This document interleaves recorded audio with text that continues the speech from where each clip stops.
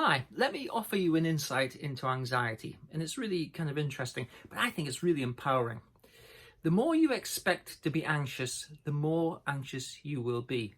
It's called expectancy anxiety, okay? So what does that mean? Well, it means that actually you're creating the anxiety you experience, right? You're expecting some outcome, typically catastrophic. You're expecting something bad to happen. You take the journey from where you are until you get there, but all the time that you're taking that journey, you're winding up your emotions, you're ramping up the physiological arousal. Your breathing's going strange, you're feeling a bit odd, you're starting to pay attention to what your body's doing.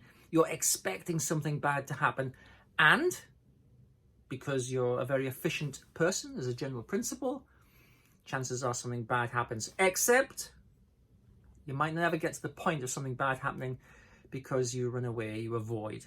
And if there's one thing that's really a powerful self-help tool that people use to avoid anxiety, it's avoiding anxiety, right? It's avoiding people, places, things, etc.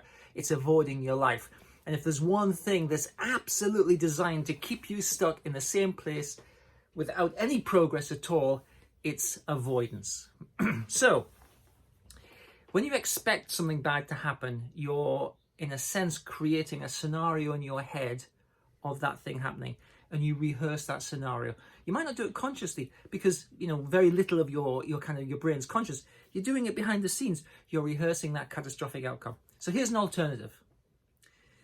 Instead of focusing on the power of anxiety to derail your life, why not just actually remember that you are stronger, more resilient, and more able to cope than you give yourself credit for. So think about, let's say, the last 5 things that you did, and actually, well, not avoidance things, right? 5 things that you did that were putting yourself into an anxiety-provoking situation. And out of those 5 things, how many of them do you think went better than you thought they would go? How many of them went worse than you thought you would go? And how many actually were a lot less bothersome than you might have anticipated, let's say, okay? So let's bring a bit of reality into it, right? Your expectation of something bad happening is huge. Did it happen? And how did you cope when you got there?